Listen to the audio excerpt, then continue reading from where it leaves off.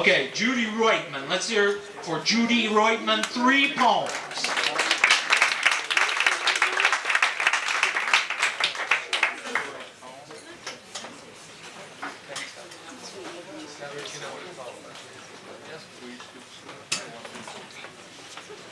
Can people see me, or am I chopped off by that thing there? It's okay? I don't know how many people remember the Elkins Prairie, but the Elkins Prairie was a tract of virgin prairie that was plowed a couple of years ago. No one quite can figure out why, and you can drive by it and see what everything else looks like. It was really an amazing place. A lot of people had a real reaction when the prairie was plowed, and I've written a whole bunch of prairie poems.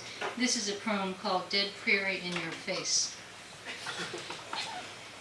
Running in the middle of the night chased by badgers, their teeth so close, the worm under the skin. Dead prairie in your face, dead prairie in your face. In the night when you come home, it's there, watching TV with its arm around your wife, your children in its lap. Dead prairie in your face, in your chicken, in your booze. Dead prairie in your bathtub, in your sink. Dead prairie everywhere. Like feathers, you can bottle it. You can send it off to Mama. It will come back to you. It will come back to you always in little bottles on the bureau. Little creams and lotions, something for the lips, something to kiss, something to love you. Every stalk in motion, every shrike, every dung beetle, everything that ever crawled through dirt, that ate you up, everything you have ever seen at the drive-in, that ever reached inside your car window, that ever asked what you were doing, will be there, in your pajamas, inside your skin. Dead prairie in your face, dead animals, voles and weasels, bits of lizard skin, bits of paper, wrapping your chewing gum, wrapping your hand, like a band-aid, the stone fence low along the creek bed, the blue stem shattered.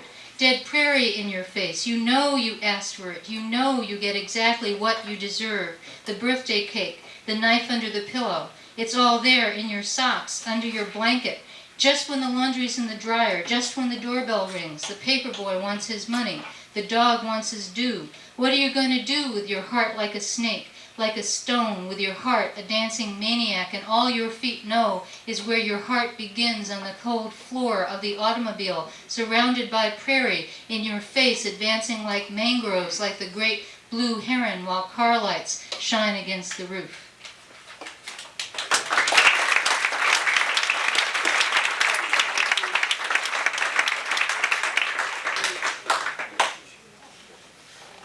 See, this next one, there's this wonderful sort of newspaper coming out of California called Poetry Flash, and if you don't know about it, subscribe. It's really fantastic. And there's all this really wonderful poetry in it, and interviews with poets, and reviews of books, and it's really terrific. So this poem is about reading Poetry Flash.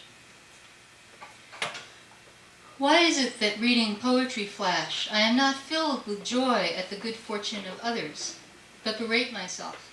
I have no prizes. I am barely published. No one reads me. I'm stuck out in the middle of nowhere.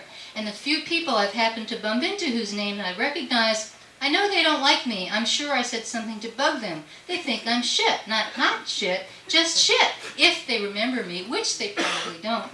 I'm not anybody. I barely exist. I'm a worm crawling on the body of poetry. I'm a carcass lying on the side of the road of poetry. I can barely get into bed with poetry. My eyes so astigmatic that I can't read anymore when I'm tired. How am I expected to get myself to sleep anyway if I can't read? If I can't learn anything late at night when the house is quiet and it's just like being alone? And what about the censoring voice that tells you, yeah, you just left the subject, B has nothing to do with A, where the hell do you think you're going? And the other one that says, what subject? What's this bullshit? There is no subject. You don't know how to put 2 words in front of each other without being obvious, like a clown with large shoes, maybe, leaving tracks in the mud so everyone who's been there can see the clown has been there too. You can barely see his back moving through the forest like Eeyore. His back swaying with pity and sadness and the burden of an extraordinary temper, so that even Gregorian chant makes him jump out of his skin. He makes children run away from him. Who ever heard of a clown that makes children run away from him? like the 4 bugs starting to crawl towards each other from the corners of the square, and their movements don't make a square. They end up in the center. Wow, that's really revolutionary. That sort of thing. These 4 poor bugs, and I'm going to base my life on the revelation of their moving in a curve and not on a straight line. Well, why not?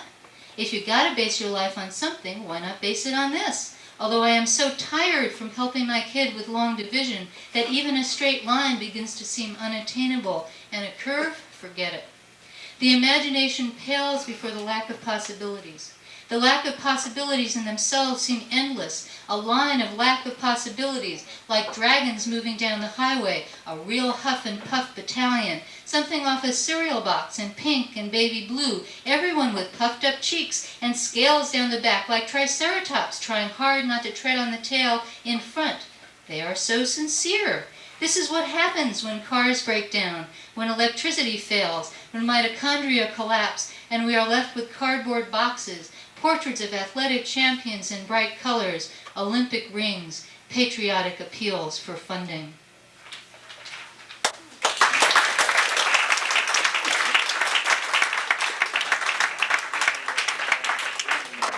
The next poem is a really old poem. It's sort of I guess my version of a creation myth, and it's called The People Coming Out of the Earth in First Light. The people are rising. They are rising out of the ground, blinking. The people are blinking as they rise out of the ground, their eyes in pain from the light. The people are rising. They are ignorant of the light. They cannot see. Their minds do not know what their eyes see. They are rising from the ground. They have never seen before. They don't know what to do with it. They are blind, even though their eyes work perfectly. The people are rising in a column out of the ground, rising like a dime store snake, like a magic snake, like a slow-moving firecracker snake. They are moving away from the mother. They are moving from the ground. They don't know where they are going. They scatter. Some wait for Spider-Woman, for Coyote, for anyone to tell them what to do. They will follow a bee and die for it willingly.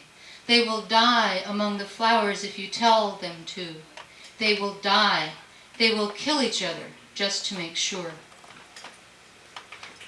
The people are rising. The birds ask the mother, "Are these people necessary?" The lizards ask, "Is this necessary, all these people rising?" The bears and the ground squirrels ask the mother, "Why all these people? Were we not enough?" But the mother is sleeping. She does not feel the razor shaving the hair from her legs, the scissors moving, always moving on her head. Her breasts loll in their bindings. Her arms are limp in their sleeves. Her legs stir for the tampon. She doesn't know what is being done in her sleep, turning over and over as she dreams of all the good round children of Rock Candy Mountain.